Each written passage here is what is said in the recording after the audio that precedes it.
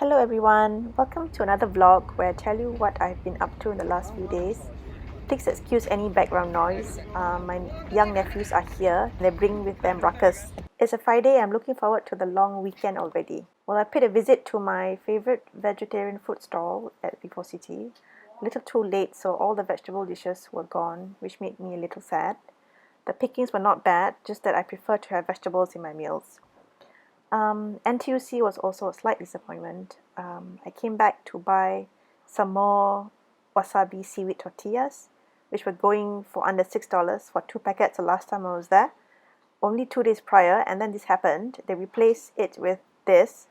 So I did what I always do, buy some dried figs and left. I grabbed a bag of mushroom oat buns and a bag of frozen edamame beans. Yeah. On my way out, I took a look around this area here, this panda toys and assortments shelf. There is a whole area dedicated to all things panda, presumably because it has something to do with Lele, the first panda cub born in Singapore in August 2021.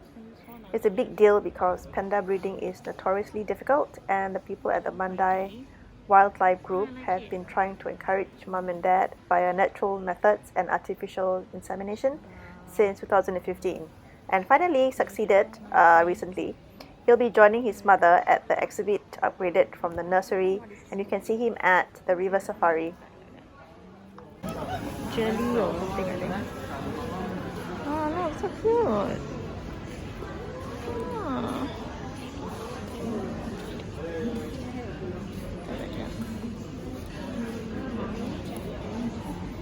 Oops. Oh, so delightful. How much are you, little guy? $15. Oh, here's some interesting snacks to try if you are here and have an adventurous spirit about you. Arguably an acquired taste, but makes for a great gift to people new to this area. We've got the much loved flavour, locally of course, salted egg flavouring along with spicier versions of both the traditional potato crisps and fish skin. Yes, you heard me, fish skin, cooked to a crisp and flavoured. Yummy. Sorry if I sound really grumpy, because I just finished shouting at my nephews. I was shouting for about half an hour or so. Yeah. Oh, there are more conservative options, such as the bean curd skin crisps. Yeah, looks like they might be the healthier version, but I did not check. One looks kind of great, but I don't have my air fryer anymore. Really nice.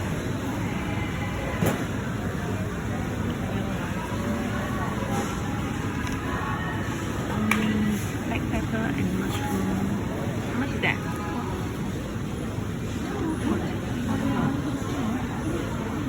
Milk gyoza, $6.20.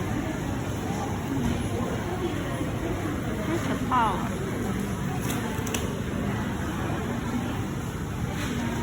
The pao. It says $4.90. Friday is a public holiday, and I went to Arab Street for the first time in years with Mum. It's a place to come to immerse in cultural heritage, that is art, architecture, history, and a good time to come is in the month of Ramadan, which is now. It was hot and clammy. I was maskless at first to give me some relief against face sauna, but then I found myself shouting over the heads of a crowd of people just to communicate with my mother, one of whom was horrified to be within range and without the barrier of my mask.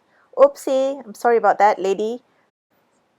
Anyway, Mum went to buy some biryani at the famous stall there called Zamzam. I didn't try, so can't comment. And in the meantime, I went and explored the area with a mask on. Thankfully, it was only to be a short expedition on foot. Anyway, like I said, there's so much to see here in the short time that I have. I'm now at Kampong Glam, a culturally rich place where you will also find the namesake cafe to sample traditional Malay cuisine. It's open from 8 a.m. to 2 a.m. except Mondays, according to their website.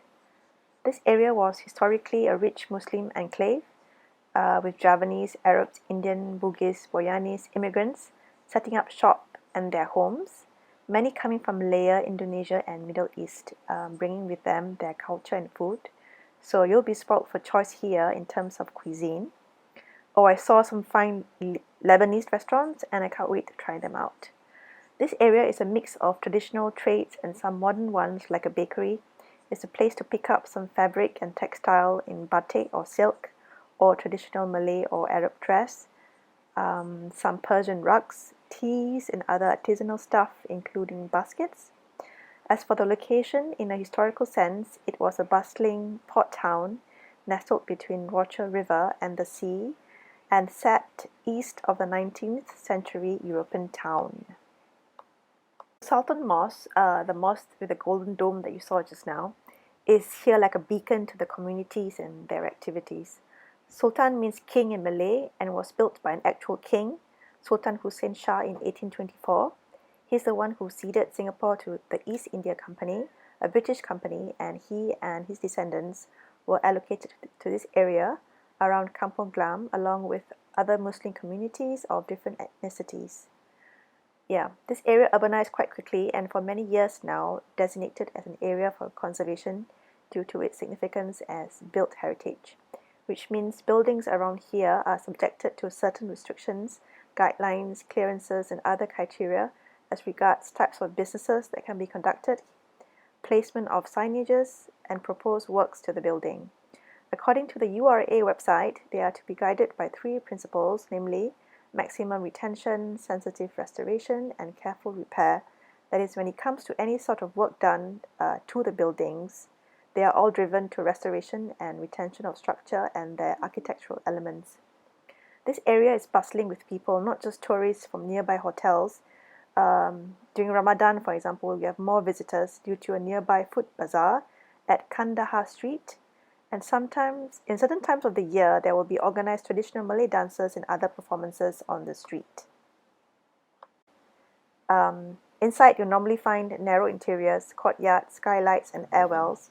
Traditionally, there will be a designated area for commercial activities on the ground floor and separate living areas above. But of course, now it's totally commercialized, I think.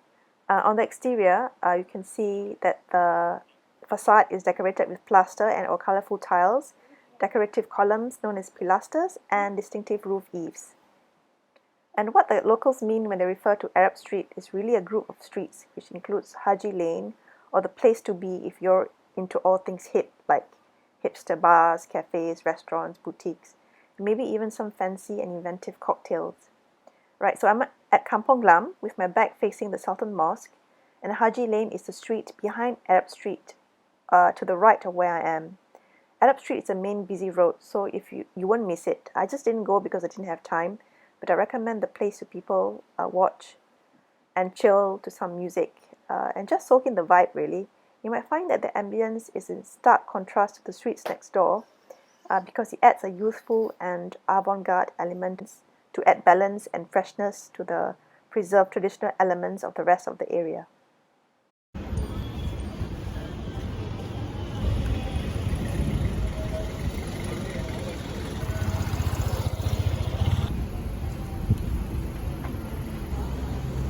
Yeah, so going straight here, across the street there's Arab Street, and just behind is Haji Lane.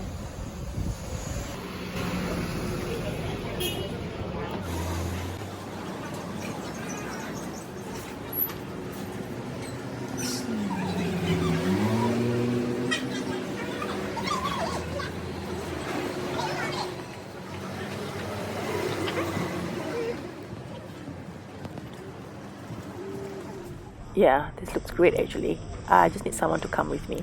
So who wants to volunteer?